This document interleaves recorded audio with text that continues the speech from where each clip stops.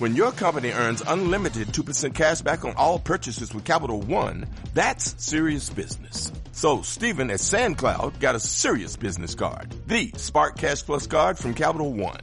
We used our 2% cash back to help build our retail presence. Savvy, Stephen. And we get big purchasing power, so our business can spend more and earn more. The Spark Cash Plus card from Capital One. What's in your wallet? Terms and conditions apply. Find out more at CapitalOne.com/SparkCashPlus.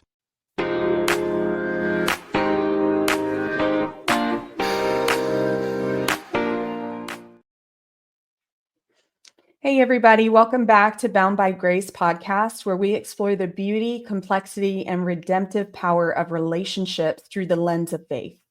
Today's episode is one that speaks to the heart of many, whether you've walked through it yourself, supported someone who has, or simply want to understand it better. We're diving into the challenges of divorce. Not just the legal or logistical hurdles, but the emotional, spiritual, and relational weight it carries. Joining me is someone whose voice brings both clarity and compassion to difficult conversations, Pastor Jonathan Smith. He is the host of the podcast, Just the Bible Will Do. With years of pastoral experience and a deep love for Scripture, Pastor Jonathan offers a grounded, grace-filled perspective on how believers can navigate the pain of divorce while holding fast to truth and hope. Whether you're in the midst of this journey or walking alongside someone who is, this conversation is absolutely for you. So let's lean in with open hearts and a desire to see God's grace meet us, even in the hardest places. Thank you so much for joining me today. How are you doing this morning? I'm doing well, Amber. Thank you so much for having me on the podcast today. I appreciate it. Absolutely. So I wanted to give you the floor and let people know a little bit about you and your background. Okay. So, yes, I am Pastor Jonathan Smith. I have been pastoring Community Baptist Church in Mooresville, North Carolina for over 8 years now, going on my 9th year. And I grew up in a pastor's home, and pastoring was something that I said I would never do. And here I am doing it. But so I've been pastoring for 8 years. I've had my podcast since 2020. And we're getting ready to break 200 episodes, getting ready to break 1,500 downloads. Things are good on that aspect of it. I've got 4 kids. I have two stepdaughters. I have a 14-year-old stepdaughter, a 9-year-old stepdaughter. I have a son that is 5 years old. And I also have a baby on the way. So very grateful for what God's doing in my life. Very good. So what do you talk about on Just the Bible Will Do? So Just the Bible Will Do podcast has a couple of things that we discuss. Mainly what we do, two of my episodes, I put out 3 episodes a week, sometimes more, but 2 of my episodes a week are the sermons that I preach on Sundays. And I teach Bible study on Wednesday night, so I upload those. I also have a segment called Jump In with Jonathan that releases on that podcast as well. And in that segment, we discuss a variety of issues, topics. I bring on different guests. Some may be religious, they may not be. It's sort of what I call a hodgepodge session. And we talk about pretty much anything in that session of the podcast. But the whole purpose of Just the Bible Will Do podcast was a place that the newest of believers or the oldest of believers could come and hear the word of God clearly taught or preached. And it's not my opinion. It's not the opinion of somebody else. It's actually the Bible. Yes. Or what the Bible says. Because unfortunately, I grew up in an era of legalistic preaching and teachings. And I've seen a lot of people get hurt and burn out trying to live by man's rules, man's ways. And when you study the Bible, there's a lot of things that we were taught in those legalistic eras that was not in the Bible. And in a lot of my podcasts that I do on there, I break down those things. I break down those barriers, denominational barriers, and things like that. Yes, I pastor a Baptist church, and I'm very proud to pastor a Baptist church. But at the end of the day, I think you would say that I should be a non-denominational preacher, because I don't believe heaven's just going to be full of Baptists. I believe it's going to have a little bit of everybody there. I And agree. unfortunately, we've used denominations to draw boundaries of, I can't Hmm. associate with this person or that person. When you listen to the podcast, you'll find out real quick that denomination has no boundaries, with Just the Bible Will Do podcast. I love that. I love hearing you say that. On every single, it seems like this is brought up in every single one of the episodes I've done so far, where I have to say I'm not religious, I'm relational with God. And I think that that's a big deal that people need to recognize. So I love that you said that. That's awesome. I am interested to know, since you are a faith-based podcast, and you said that you have people that come on that aren't necessarily religious. How does that dynamic work on your podcast? So I set expectations in the beginning, before we go live on the podcast. Like, I will ask that there not be any profanity. Be you, but I try to keep it family friendly. I try to keep it where everybody can listen to it, of course. So what I will do is I turn it over to them, and they have the floor. And once I open up the podcast, I turn it over to my guests. I let them have the floor, and I follow the path that they go down. And at times, I will try to circle back and bring some sort of religious point to it. Or they may say, I'm not, or they may say in the offset, I'm not a religious person, or Mhm. I don't go to church. So that opens the door for me to ask this question: why? 9 times out of 10, when you hear that answer, it's because of something man did, not what God has done to them. I completely agree. And that's hard to separate, right? Because Yes. you see these people who claim that they're godly, that they follow Christ, and when they act this way towards you, or act this way and you see it, if it's not towards you, you think to yourself, if that's what God's about, you know what I mean? Like, that's going to be really difficult for me. And I had an issue where I was going to church. I was seeing a lot of people that had just a fake mask on at church. And then I knew how they lived their life or how they treated other people. And I was like, that can't be right. You know what I mean? So it made it difficult to want to go to church. I still had a relationship with God, but it made it difficult to want to go to church. Right. So one of the things that I've told my people at church, one of the best verses of scripture that's ever spoke out to me, is Romans chapter number 14, verse number 12. And every man shall give an account of himself to God. I said, if you walk into a restaurant and you see a beer sitting on another church member's table, that's between them and God. If you walk Mhm. into a restaurant and you hear profanity out of another church member, that's between them and God. At the end of the day, if they're in leadership and they're having a beer or whatever, I'm not going to say much. Now, if they get drunk and start a fight or something, then that's a different story. But one thing that I told my church members is be real, be you. Don't try to Yeah. hide it from me. Don't try to hide it from other people in the church. Be who you are. And because of that, I've started seeing people come to church that we would have never gotten in church, because they were like what you was talking about. They was seeing certain people here, certain people there, and when these people came to church, they wasn't who they were out in the world. And at the end of the day, when we realize we have to give an account to God just for me, I don't have to give an account to God for you, then that changes the whole dynamic of Christianity. And that's one of the biggest things that I have done my best to teach everybody and disciple. When I disciple new Christians, I tell them, I say, hey, look, I'm going to screw up. There's going to be places that other people screw up. And when they do, don't judge them for it. Love them through it. Because when Yeah. you mess up, I'm going to love you through it.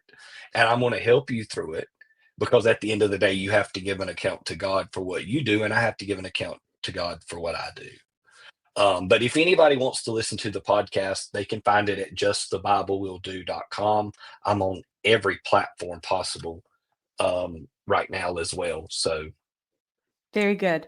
And if somebody wants to reach out and they can't remember exactly what it was that he said to reach out for, you can go to boundbygracepodcast.com, and he is in guest spotlight and his link is in there.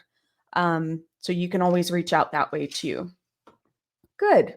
So let's jump into the conversation of the challenges of divorce. So I have questions for you. And like I said before, we're just going to dive into the questions. But if the Spirit leads us in a different direction and wants us to elaborate more, we will do so. So looking back, what do you now understand about your first marriage that you couldn't see while in it? I've seen this question and I put a lot of thought into it. Um, to be honest, I married the wrong person. Um, the person that I married said they were a Christian, but Mm-hmm. their life proved otherwise. Um, they were not supportive of the ministry. They Mm-hmm. were not supportive, like anything that had to do with church. I did it by myself practically. Um, and I should have recognized that, but you're blinded. It's like what somebody said one time: marriage is like a midnight phone call. You get the ring and then you wake up. Uh, I was blinded by certain things, and during the first process of the marriage, everything was good for like the first 3 years, and after about year three, year four, year five was tough. Um, Year six, they came to me and said, "Hey, I want to leave," Mm. and I fought like heck to keep them from leaving. Um, and I feel like that by fighting to keep them from leaving, I did nothing but made the situation that much worse. Yes. Um, and that can go into the church world as well. There's going to be people in the church world that says, "Hey, I want to leave your church," and we try to keep them, and it makes the situation worse. Yeah. Um, she came to me and said, "I want to leave," and I said, "No, don't leave. I'll dedicate more time to you. I will get a job working from home and all these different things." So I made all of these changes to my life, but no changes were made to her life. Mm-hmm. Um, so looking back into the marriage, something that I should have seen, something one of my friends told me that I ignored was, and I don't want to talk very bad about this person because they may see this, but it's true. They were very selfish. In a marriage, we cannot have selfish people. I have to give 100%. My spouse has to give 100%. Marriage is not about me. It's not about you. It's about us. And when we lose the sight of that, we've lost the sight of our marriage. And the entire marriage was not about us. It was about one particular party. Um, so if any advice to a new couple getting ready to get married, make sure that it's all about you guys in general and as a partnership, and not, you're not a sole proprietor in marriage. It is 100% partnership. It absolutely is. I agree. The 50-50 rule that everyone says, oh, marriage is 50-50. I do not see that and have not seen that in others. What I would say is there's 100%. And during the day, depending on what's taken your energy, kids, work, whatever it is, you deplete your 100%. Hmm. And your goal is to look at one another at the end of the day when you have to have 100% together and see who's more depleted and make up for that depletion. So one day my husband might give 80 and I've got 20. One day Right. I might give 90 and he's got 10.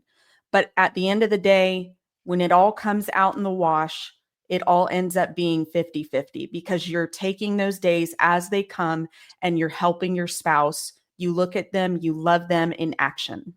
Yes, most definitely. And I agree with that 100%. And that's the way that it should be.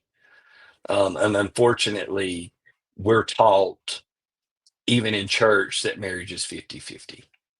And it's Mhm. time that we change that. Yeah, absolutely. Because that's just, it's not reality.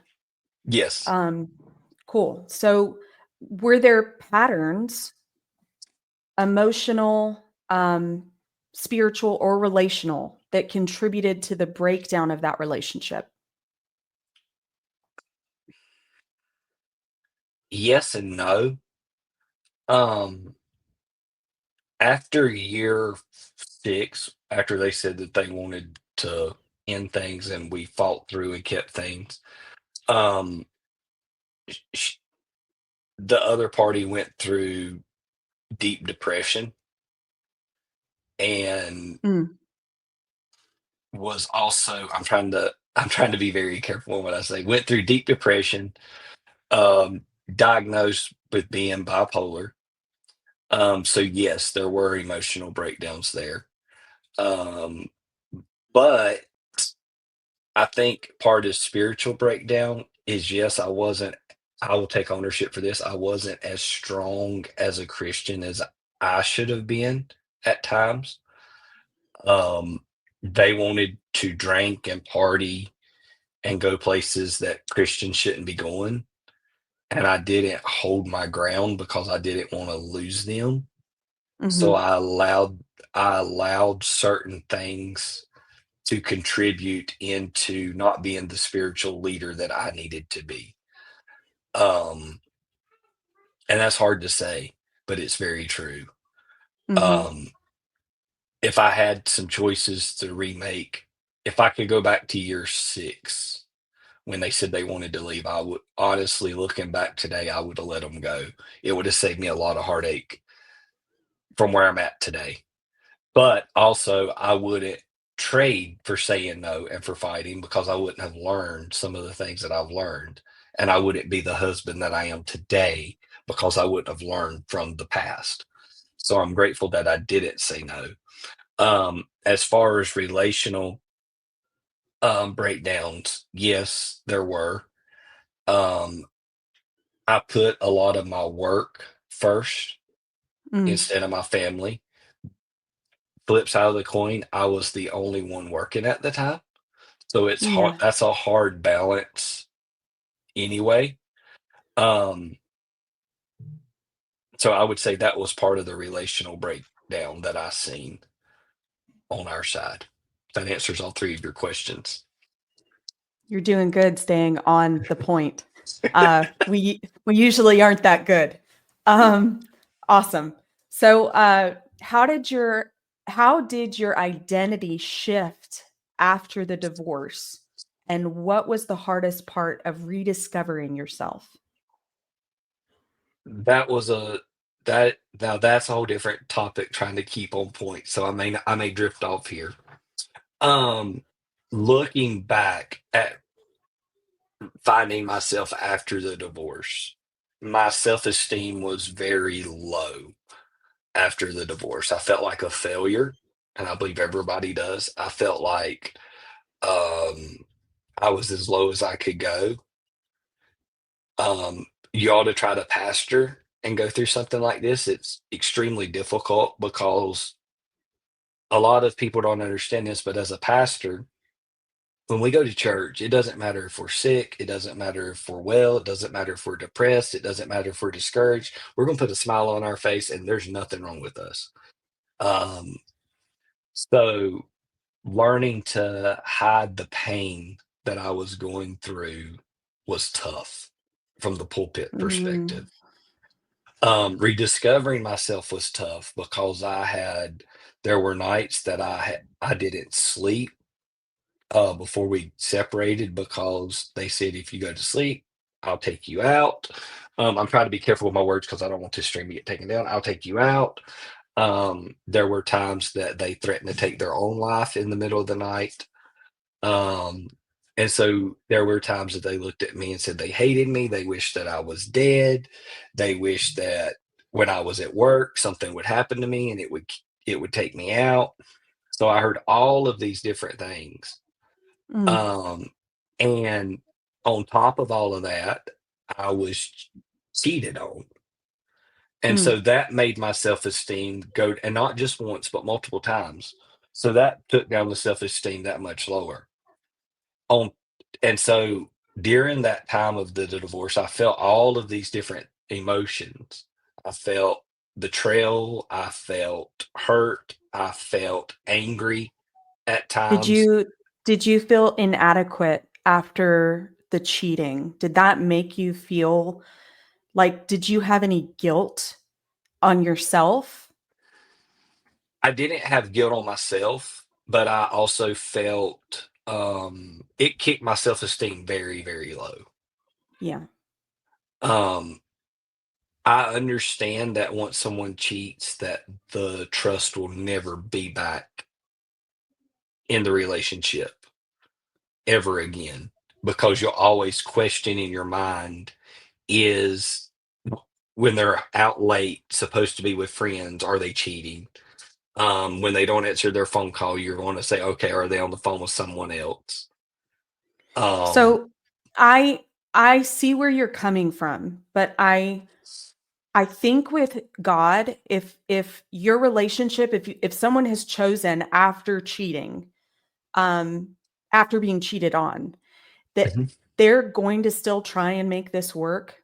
mhm, They're with counseling, with prayer and giving that to God and constant forgiveness and trying to forget. Yes, that person that cheated is going to have to make some changes and be very open and honest with that person for probably a few years until that person calms themselves down and that thought of them, is someone else on the phone? Are they good? Those slowly do go away mhm, with changes in the cheater. Changes mhm, like you can look in my phone. I will not say anything. mhm, Ask me where I am. I'm telling you exactly. Maybe don't even wait for the person to ask. I'm here. I'm mhm. speaking with this person. Those changes have to happen and it makes it where you feel, man, they're right on top of me, but you kind of did it to yourself. Right. Like they need that. Yes, there was never an apology for stepping outside the bounds. There was never, once I caught them, once I knew for a fact who it was, there was Mhm. never, "Hey, I'm sorry, I messed up." There was never none of that. It was, "Oh, well, it is what it is. You can't change it now." That was the answer that I got. So, I looking back at that point, I knew that we were at a place that couldn't be reconciled. Yeah. Um, so rediscovering myself during this time, I felt all of these different things. On top of all these different things, as a pastor, I had other preachers calling me saying, "Hey, I hear you're going through a divorce. When are you turning in your resignation to your church? When are you handing over your ordination certificate? When are you stepping out of the ministry? Let me know when you're stepping out of the ministry so that I can send some of my preacher boys to your church to fill in for your church." That's Um, crazy. this is like on week 1, and I stepped back and I said, "I'm not." "Well, you're outside of the will of God because Paul said As that you you're to be." shouldn't. No. Yeah, Period. Point blank. It says if they have cheated on you, you have the authority to leave. that Period. is correct. Correct. And they go over to First Timothy or Second Timothy chapter number 3, where Paul tells young Timothy that we're to be the husband of one wife. Unfortunately, they consider that one wife for a lifetime. They don't care about cheating. They don't care about any of that. And so what I did, I asked a magic question. What do you do about when God divorced Israel? Mhm. And they're like, "Oh, they reconciled." Yeah, but they're not fully reconciled yet. They're still blinded. So when you look at I had all of these things. And when I was going through all of this, I reached out to one of my mentors and I said, "Hey, listen, I'm struggling. Like, I'm on the verge of turning in my resignation at church. I'm on the verge of just walking away from all of this." And he said, "Jonathan, I have a few questions for you." He said, "First of all, do you believe that before the foundation of the world that God knew that you'd be a pastor?" I said, "Absolutely." He said, do you believe that before the foundation of the world that God knew you go through a divorce?" And I said, "Yes." He said, "So if you quit pastoring and if you quit preaching because you went through this divorce, then you're calling God a liar. Either God called you to preach or he didn't call you to preach." Oh, I And man, like that that. was He oh, I either did called too. you or he didn't. Yeah. And he said, "If you can walk away and quit now, then do it because you're not real. You're not who God said, you're not who you said you are." And man, that changed everything. That changed the whole outcome and the whole dynamic of who I was at that moment. That brought me back up to a level playing field. And I was like, you know what? God's got me. One of the biggest things, my dad totally disagrees with me staying in the ministry to this day. Um, But here's That's one thing that because it's old school thought process. it is. But here's something my dad told me. He said, "Jonathan, I'm not your pastor. I'm your father. And I don't care who talks bad about you. I don't care what they do. I will defend you." Mm. And you expect to hear that from your parents, but I've heard other people say that, and this was the lack of trust. I'd heard other people tell me that, and I learned that they didn't do that. And I'll never forget one pastor called my dad. And my dad told him, said, "Listen, leave my son alone. He's got enough on his plate. He doesn't need you criticizing him."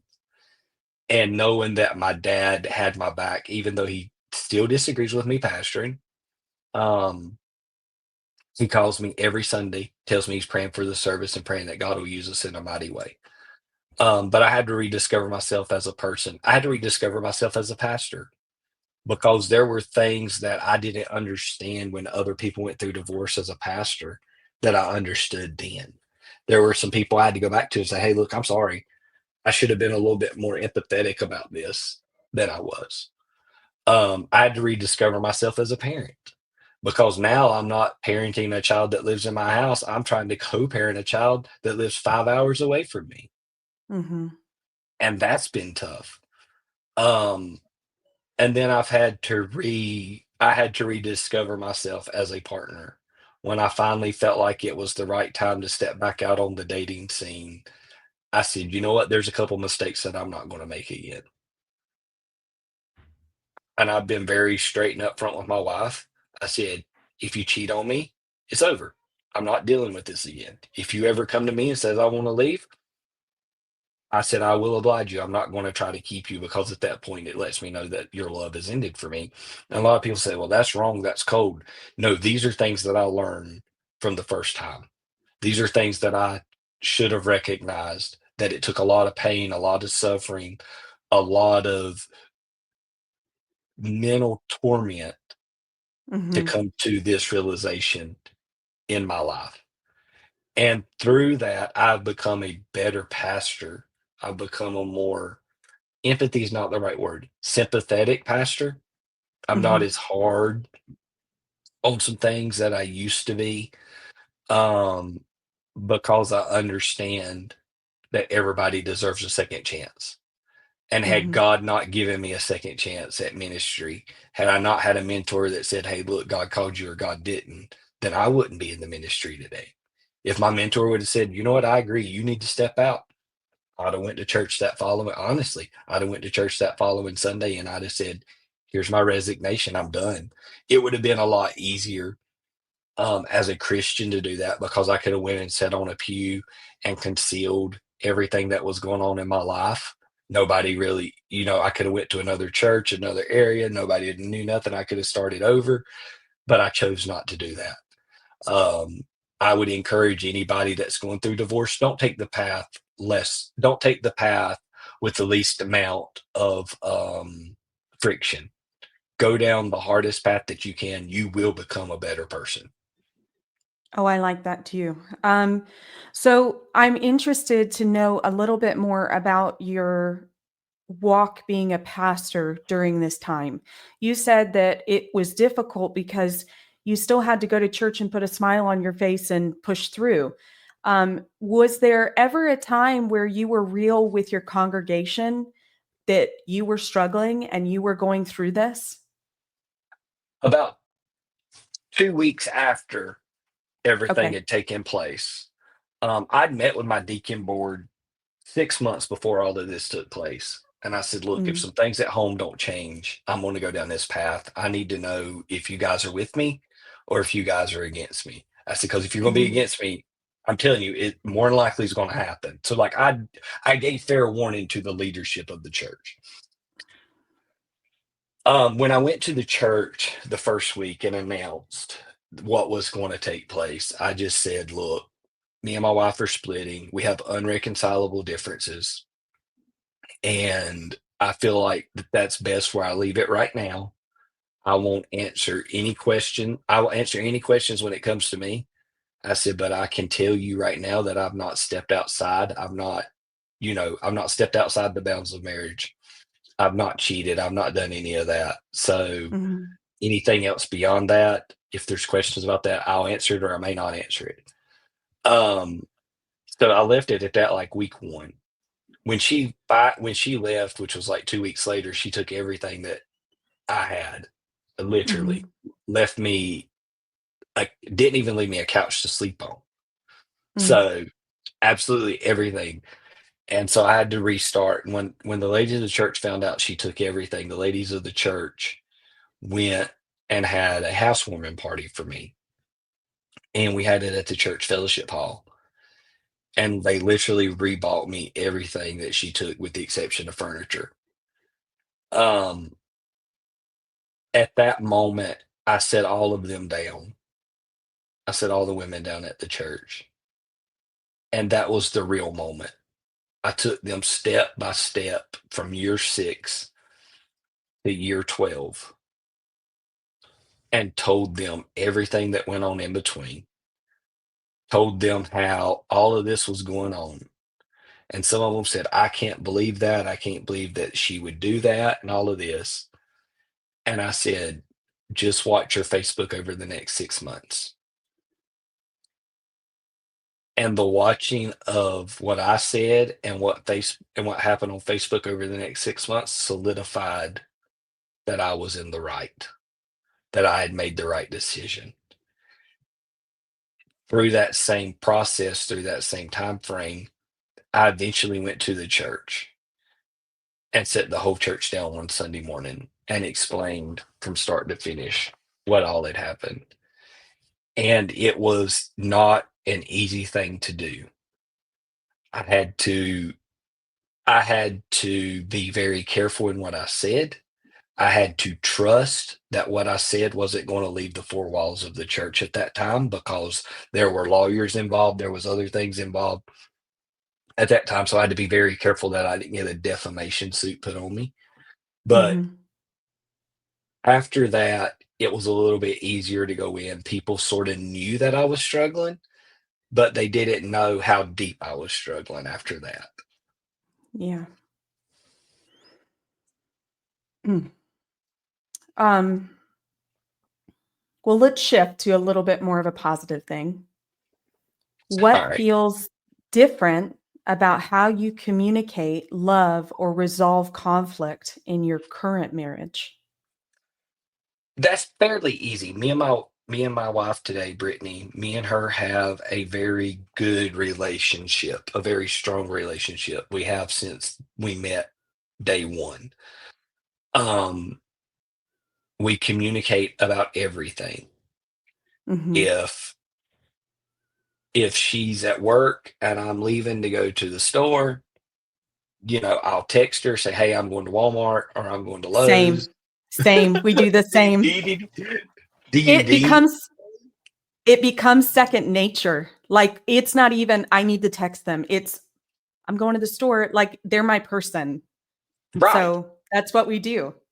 right. We also, and now this may sound insecure to some people, it may not, but it is what it is. We all have Life 360 on our phones, so we know where everybody's I at. like it. There's no Yeah, I like that. um And that wasn't something that that wasn't something that I said, "Hey, we've got to do this." It was something that when we started, once we got official in dating and all, she said, "Hey, me and my girls have Life 360. You want to be a part of it?" Like it was an option for me. I was like, "Heck yeah, I'll be a part of it." Um, so communication is huge. When we disagree on something, we both may walk off in the heat of the moment Mm-hmm. just so something's not said that shouldn't be said. But Mm-hmm. we'll come back and we'll talk about it, about why we feel this is this way and why this is that way. Um, so we communicate about everything. With the exception if somebody comes to church, and I'll be very clear about this, if somebody at church comes up to me and says, "Hey, I need to talk to you in a confidence about something," I do not re-communicate that to my wife because I made a promise to them that it would Absolutely. stay between Yeah. me and them. Um, which usually if somebody comes up and talks to me, wants to talk to me in confidence, I take another deacon with me anyway, so Mm-hmm. that it's between me, that person, and the deacon. That way nothing can be said Jonathan said or Jonathan didn't say. I like that. Um, Yeah. yep. So that's how we resolve conflict. We communicate about it. Also our my love for my wife is different in this marriage than it was in my first marriage. Um,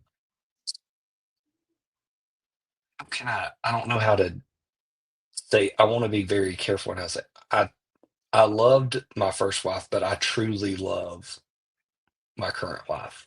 I don't know, it's weird.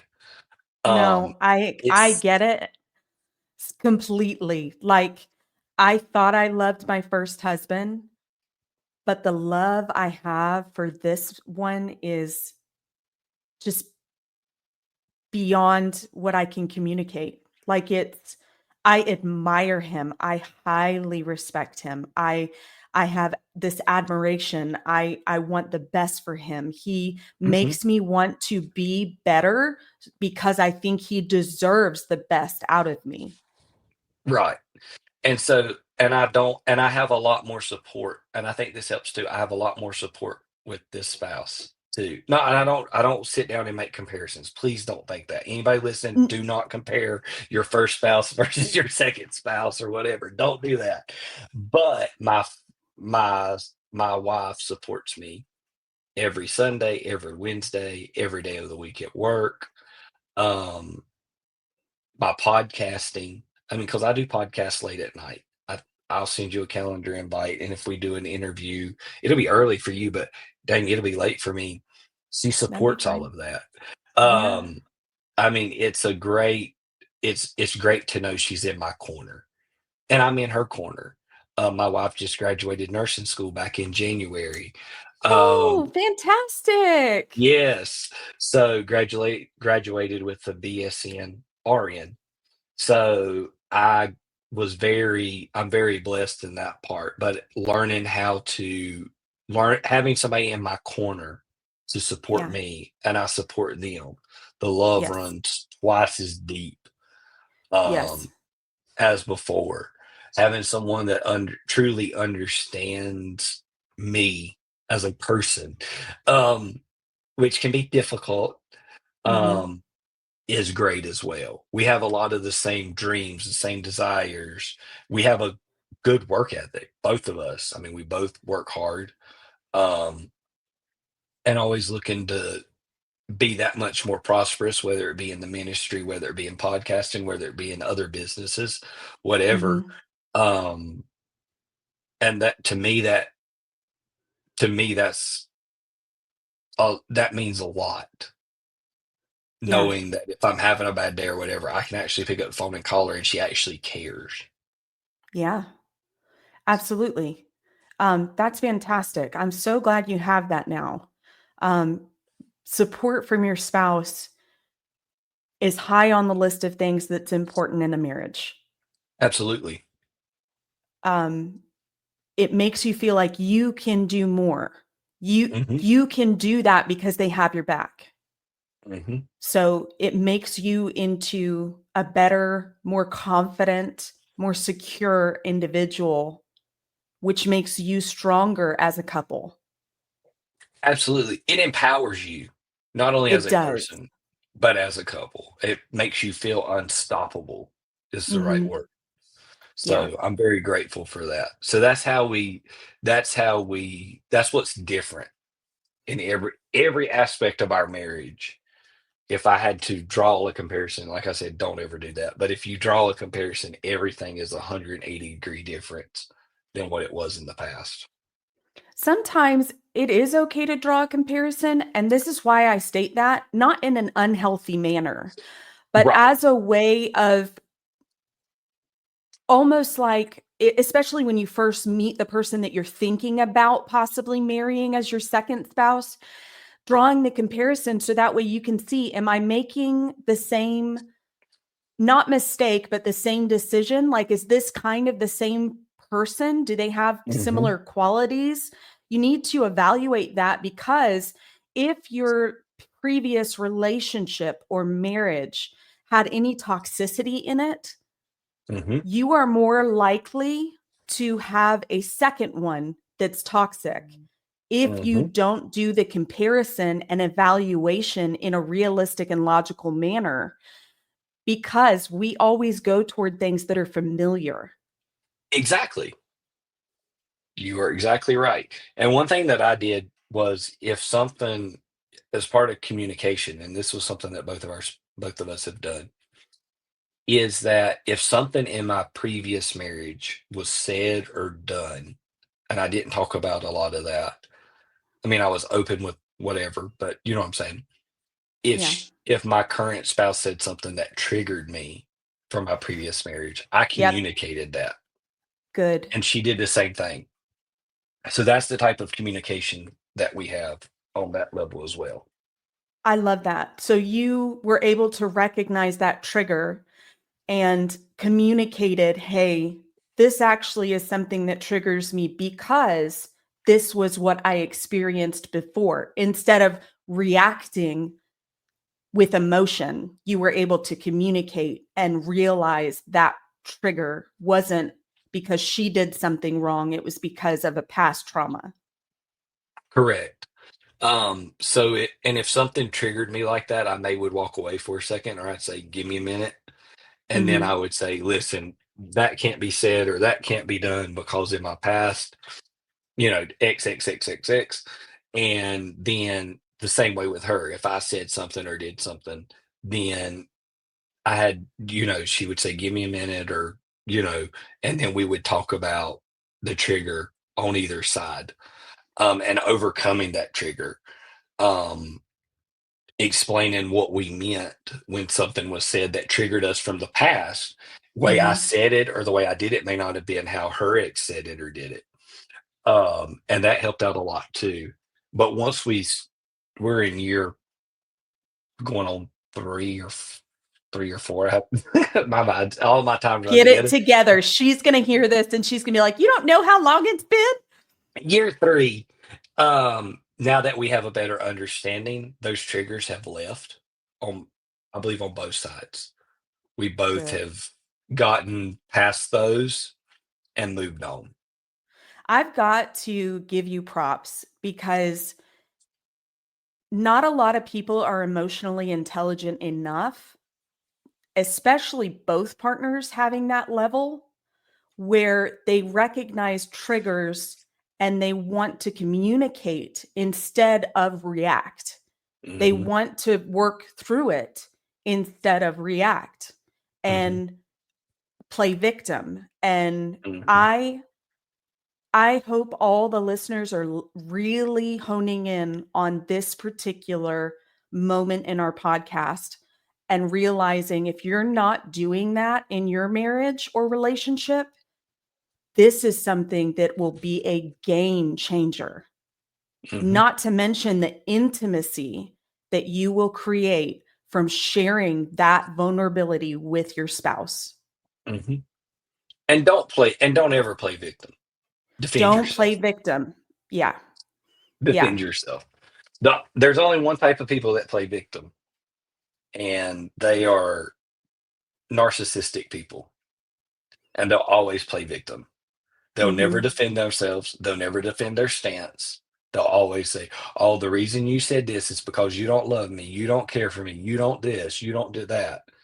And I It's will a go form out of manipulation. exactly. And I will say this very clear, and this may take us off topic for just a second. That's Don't okay. ever tell your spouse that you truly love, that they don't love you, that they don't care for you, that they don't want you, because you know what? You say that enough, and they'll be like, "Fine, if that's how you feel, then I'm out." And we know the reason why you're saying it, people. We know.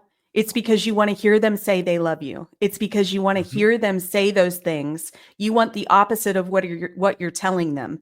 Just be upfront, be direct, and be honest. Say, mhm, I'm feeling really in my feelings right now. I'd really appreciate it if you told me you loved me a little bit more. mhm. Instead of you don't love me, like, no, don't And manipulate in that manner. right, but most of the time that people say that is when they're not getting their way, Yes. and we're not children. When we get told no, accept it. Or if you disagree with it, don't say, "Well, you told me no because you don't love me or you don't care for me or you don't want me to succeed." No, no, no, no, no. Ask them, "What is your reasoning for telling me no?" Communicate to why you told them no. Don't just say Hmm. no and walk away. If you ask me a question and I tell you no, and you say, "Why did you tell me no?" Don't just say, "Well, that's because of the way I feel." But no, say, "No, because for the best interest of our family, the answer is Yes. no because of X, X, X, X, X, X, X." Yeah. A Or, logical reason. right, give a logical reason. But if when you are told no, you act like a 2-year-old throwing yourself on the floor, throwing a tantrum, saying that the reason you're told no is because you're not loved or cared for or any of that, don't expect to be treated like an adult when you're told no. And Yeah, that's sort of and don't so when expect a positive outcome. That's not what you're gonna receive. exactly, exactly. And one thing that I have learned is to mirror people.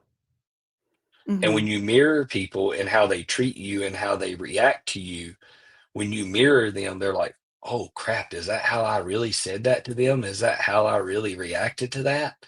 And then that puts a check and balance in their life. mhm, About, "Hey, I shouldn't be such a jerk when I say no," or, "Hey, I shouldn't be such a jerk in giving my explanation. I just need to give my explanation." Um, and these are things that if you've not been through a divorce yet, these are things that you can change in your marriage today that can keep you from the divorce court. I will tell anybody, I would not wish divorce on my worst enemy. It is mm-mm, painful. It is humiliating, it is disgusting, it and is it's more very cruel. harmful and it's more Yes, harmful when kids are involved. absolutely, It sucks. absolutely. Like, there's no other way to say it. It sucks when kids are involved. Yes, yes. I one of the biggest mistakes that I made in my divorce was I was so angry and so frustrated that I said, "You know what? Pack all your crap up and move to Georgia where you came from." I Mhm, wish to God a million times that I wouldn't have done that because now my little boy lives 6 hours away from me. It ain't like I can just walk across. It ain't like I can just go across town to see him. It isn't like I can just, yeah, me and him FaceTime multiple times a week. Don't get me wrong, but that ain't mhm, that has nothing. That has no what's the right word, comparison to being mhm. able to see him and to be able to Absolutely. love on him and to be able to be a part of his life each and every day. Yeah. Do you get to have them on, like, during the summer or Yes. yeah, He spent a whole week up here with me for his birthday, and for Father's Day. And he will let's see, he goes back to school in August, or he'll go to school in August. I'll actually go down for his first day of school in August. But yeah, they're like, I have him the week of Christmas this year. Next year I'll have him for the week of Thanksgiving. So yeah, I can get him as long as I give a 30-day notice and it's not within the school year. I can get him anytime I want him. Um, good.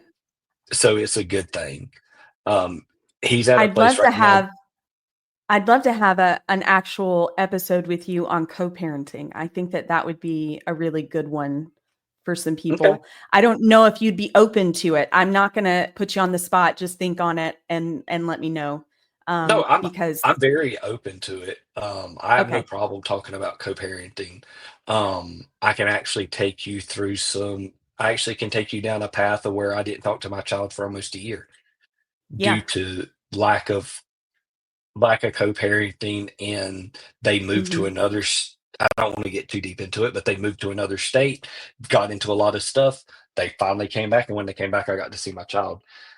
It was a yeah, year exactly when I got to see my child. So yeah, I yeah. would love to do that. Cool.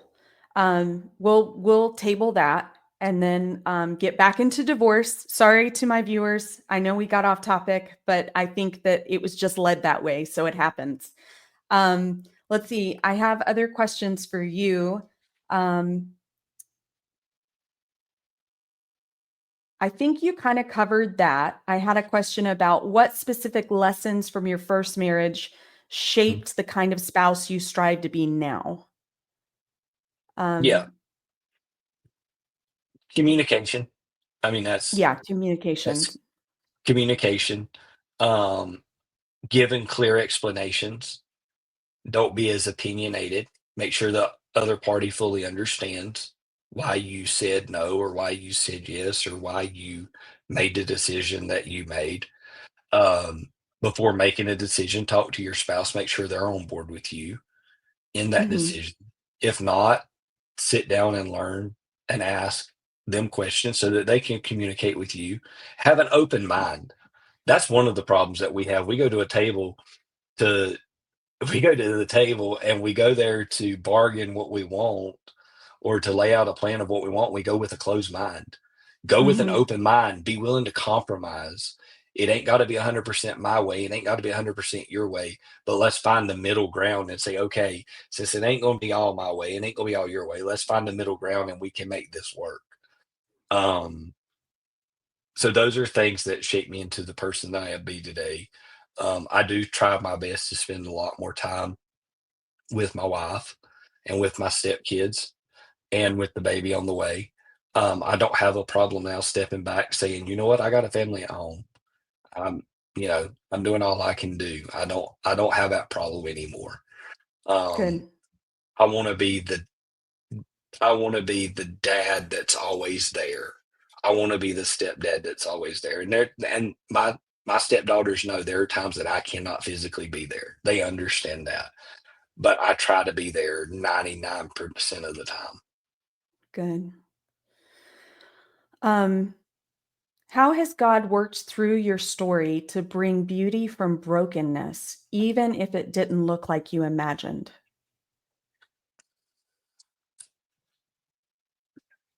3 different areas that I've been able to work in that God's turned the beauty into brokenness. I relate my story to what the devil meant for evil, God meant for hmm good. That's what Joseph said. Yes. And everybody thought that I would tap out through this divorce. Sounds like it. I mean, you had people calling you, and that's so crazy to me, like, honestly. But go ahead. Um, so I preached a lot of revival meetings. I preached with a lot of different preachers. I did a lot of different things. Today, 95% of the preachers that I preach for, talk to, associated with, has nothing to do with me. Through that, God has showed me who my true friends are. Yes. Um, That's a blessing. it is. That is a big blessing. So that's the first step. Secondly, I would say it has made me as I said earlier in the podcast, it's made me a better pastor. hmm It humbled me. It brought me down to a place that I had to rebuild. And I've done that with the grace of God. Also, I would say that it's opened up a lot of opportunities for me to come on podcast and share my story. I think this is the mm third or fourth podcast that I've been on that I've been able to share my story to let other people know that they're not going through it alone, to let other people know that, you've got this. Yeah, you're down right now. Yeah, it hurts. Yeah, it sucks, but you can rebuild. Also, I've seen my church family circle around me. It has built Mm, unity around the church. And the church itself, since some dead weight has come out of it, has grown. mhm, And now they have a pastor's wife who's involved, a pastor's wife who loves, a pastor's wife who cares, a pastor's wife who supports. It's made the church stronger. yeah. So in my personal life, in my pastoring life, in my podcast life, in all of these areas, God is taking what was broken and he's rebuilt it for me. Mhm. And I'm grateful for that. And he's using it for good because other people are going through this and you get to share firsthand your own experience and they can Yes. resonate with that. Yes. And when someone looks at me and says, "Hey, I'm going through a divorce," you can read through the hurt that they're trying to hide. Mhm. When Yeah. someone when I work in a lot of different people's homes, places that if I went in and said I'm a pastor, I never could get into. When I go in there and somebody sits down and says, "You know what? I just came through a divorce." And I said, "I've already been there." "You have?" And it opens up all of these questions. How did you handle this? How would you handle that? How would you do this? How would you do that? It is it's made me a more understanding Christian, a more understanding person. Yeah. That divorce I, that divorce is not an evil. I want to be careful with how I say this. I don't encourage divorce, but divorce is not an evil thing. It can be a good thing depending on your situation. Mhm. Yeah, I Now, if agree. I'm now it shouldn't be a thing, "Oh, I fell in love with this lady, so I'm gonna leave my wife for this lady." That ain't what divorce is Absolutely meant not. for. No. No. If you do that, I hope divorce screws you over more than one way. So, but Yeah. on the other but on the other hand, um, you know, I've learned to ask, what are your circumstances of divorce? Why? Why did you go through it? Why did you choose to go through it? That's what I would ask them. Um, and that gives me a better understanding of where they're at spiritually, physically, mentally. Um, it's rebuilt me spiritually. It's rebuilt me physically. Um, I believe there's not much more hurt that I could face that would hurt more than a divorce. Mhm. Um, physically, mentally, or spiritually. Um, and you also spiritually, you will learn to not let criticism affect you. Because when you are going through a divorce, there's going to be a lot said about you from the other party. And some of it may be true, 95% of it will be false. Do not respond to it. Period. Don't. Let it go. Yeah, I don't care how false it is. I don't care how true it is. Do not respond. If it's false and you respond, you look guilty. Some Mhm. people say, "Well, I look guilty if I don't respond." No, you don't. Because God will vindicate you over and over and over again.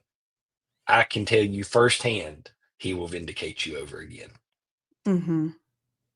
Yeah, just show in your life who you are and let your works be your testimony to who you are. You don't need to tell people, "I didn't do that, I'm a good person." Um, Usually the person that's talking a lot in the marriage or the divorce is usually the person that is the most dramatic, most emotional, and they twist some stories to play the victim. Mhm, But the mhm. person that usually stays the quietest, they're probably the one that's taking the higher ground. Yep, and there's a reason they're taking the higher ground. And there's a reason. Yeah. Yeah. Um, What would you say? You kind of spoke on this, but what in particular would you say to someone, like you're speaking to our listeners, who feel like they failed because of divorce? What hope can you offer? Divorce is final, but it is not your final destination. I like that. You can recover from divorce. Um, my divorce almost bankrupted me Hmm. financially.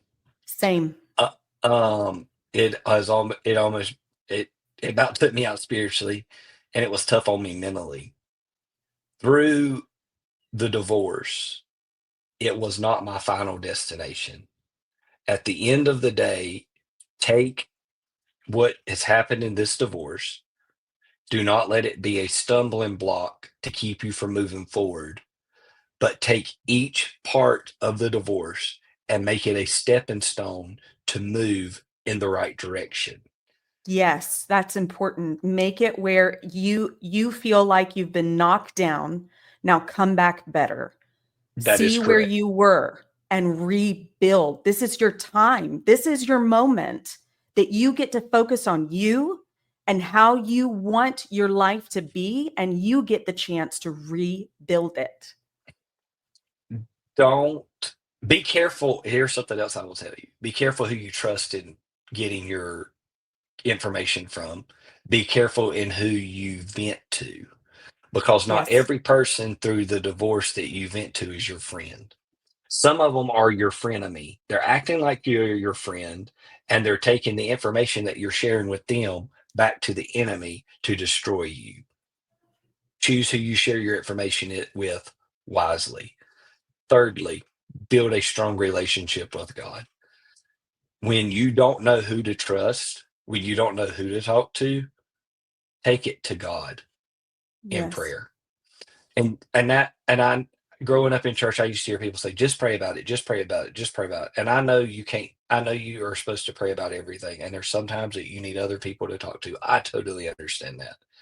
But in times of uncertainty, take it to God and say, God, put the right person in my path that I can talk to, that I can open up to, that I can vent to, that I know without a shadow of a doubt is not going to take it back to the enemy. And a lot of listeners might think that prayer has to be this certain way you speak to God. So they feel like you need to be eloquent, you need to say the right things. God knows your heart, period, point blank. Mhm. So all you're doing in that manner of speaking to God, it's not like he doesn't already know. You are allowing yourself to have a relationship that allows you to get things off your chest, Mhm. not keep them inside, because God still Mhm. knows when they're inside. He knows what it is. But to say it out loud is healing for you. So when you speak to God, let's say your ex spouse did something, you can say, God, they did this, that, and the other. And I'm so upset about it. I don't know what to do. And just vent to God. It doesn't need to be this eloquent prayer. Absolutely. I agree with you 100% on that. And and don't go to God making it all about your ex. Yeah. Go to God and say, God, help me. Help Hmm. me to be the better person. God, help me to navigate this path. Hmm. Um, because at the end of the day, God can only help those who want his help. Yes. Yeah. Something else, this will go outside the walls of the church, but find a good therapist. Oh, absolutely. I'm 100% on board with that. Find a good therapist And make sure the therapist isn't somebody inside of your church who could use this against you later on down the road. Find because somebody you're that you human. exactly. Make sure it's somebody that you can trust. Make sure they have an NDA in place that they can't talk about nothing that you go in there with, and take it to them and say, God, or take your problems to them and be able to vent to them about it. Yeah. Um, my therapist was my best friend. Me and my best friend grew up together, and me and him has been through a lot together, and I was able to use him as a vent, and I Is knew he an he wasn't actual going nowhere. therapist? No, Oh, okay. Okay. no, he's far from it. Trust me. Okay. But a good person to confide in. So Yes, that's good. yes, That's good. it was. But yeah, find a good therapist, um, and make sure that you confide in them. And when you're down and out, be sure to reach out to them and let them know where you're standing. Um, you know, so that there's a clear communication with them. Don't try to hide nothing from them, is one of the Mm-hmm. keys of advice that I would give. Ground yourself in the Word of God, ground Yes. yourself around the people of God. Um, I know church online is very popular, but during the dark times of your life, don't be afraid to go to church on Sunday morning. Go. Get up, make yourself go. Sit on the pew. You know why? Because, yeah, it feels good to sit at home and watch church. I understand that. But you may not feel the strength and the prayers of God's people as strong as you do when you sit amongst God's people and Mm-hmm. communicate with them. Mm-hmm. And, you know, and when you have that type of relationship with the church and with the people of God and with God, God will help you as much as He can, as much as you will allow Him to. Yeah. That would be my advice for anybody going through divorce. Something else, I'll give you another piece of advice that I didn't, that I wish I would have taken. Get up, make sure you have a good lawyer. Mm-hmm. Don't try to represent yourself in a divorce. You'll get screwed over. Pardon my language, but you will. You'll You absolutely will. get screwed over Yeah. if you don't. Um, you know, and don't, and again, as we've already said, don't play victim, even if it's your fault. Man up, woman up. I screwed up. This is how I screwed up. This is what my screw up cost me. So I own what I've done and move That's on what I with was it. going to bring up. That's what I was going to bring up. When you talked about the therapist, I want to really put out there that the person, whether it's a licensed therapist or a friend like yours was, Mhm. it needs to be someone that is not going to be your cheerleader. And what I Mhm. mean by that, someone that's going to call you on your bull and see through your victimization and your villainization and Mhm. help you break down exactly what you can learn from the situation and take responsibility for your actions, because otherwise you will harbor bad feelings towards your ex. And remember, God always called us to love and forgive. Mhm. Mhm. So to And it, move on truly, you need to be very realistic in your views on what occurred. yes, and Jesus said that if we didn't forgive our neighbor of his trespasses, neither would our heavenly Father forgive us of our trespasses. And that's Yes. where I was going to end, is to forgive those who have wronged you. Forgive those even when they've not apologized. There's a lot of Yes. people who have done me wrong that has never came back to me not one time and said, I'm sorry, but I can see them out today in Walmart, or I can see Hmm. them out today at a party and say, hey guys, how are y'all? Never have a guilty conscience. They may have told their head down, but by God, I'm not holding my head down because I've forgiven them. I've loved them.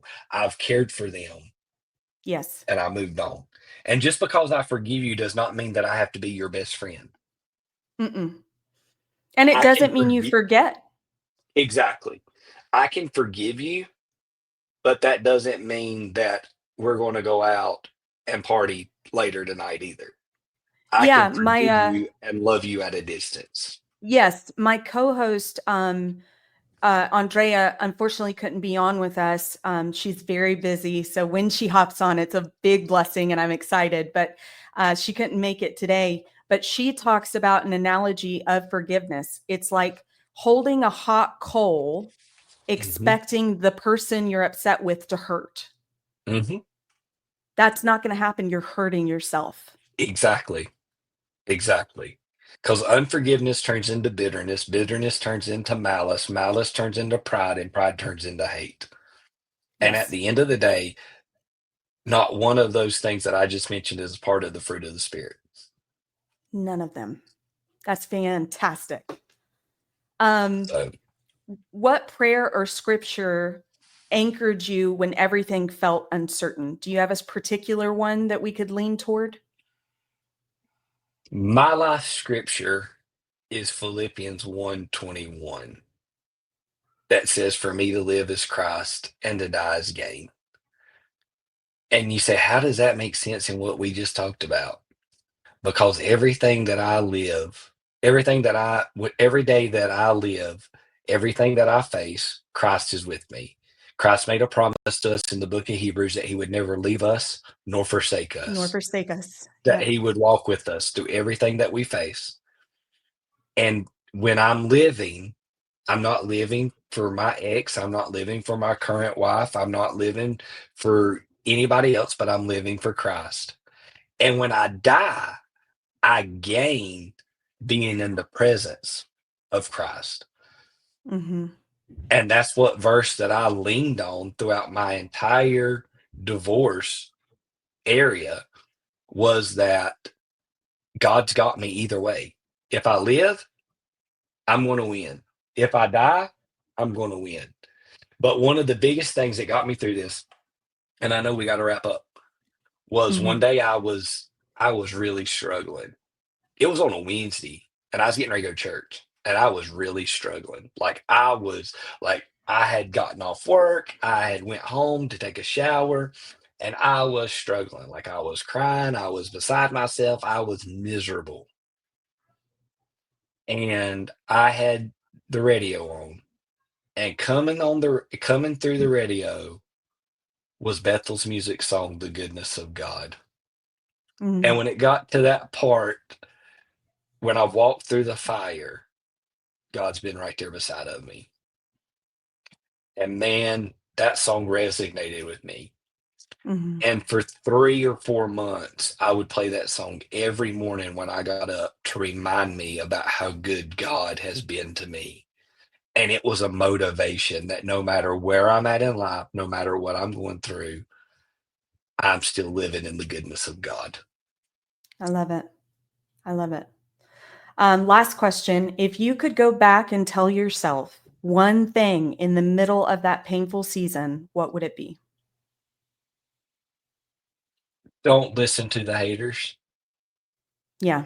Yours, yours in particular, I would say that's a good one. Um, don't listen to the haters. Don't worry about what other people think. Do everything that you're doing for the glory of God and keep Period. moving. Yeah. That's exactly Period. what I would tell myself. Good. I like it. So we'll wrap up here. If you want to stay on right after I close out. Yeah. But I really appreciate everyone that streamed this morning and everyone that will be listening to this when it airs. And if you have any questions or want to reach out to Pastor Jonathan Smith, you can reach out to him on, what was your website again? JustTheBibleWillDo.com. JustTheBibleWillDo.com. And then if you are new to us, I have a Bound by Grace podcast group on Facebook. Please become a part of it. We post things on there. You can ask questions on there. You can be anonymous. That would be fantastic for us to just engage. And we're really just trying to be relational with God and center our marriages and relationships in Christ. So we explore all avenues on how to do that and how to overcome certain things. But I really appreciate everyone and hope you guys have a wonderful weekend. Bye.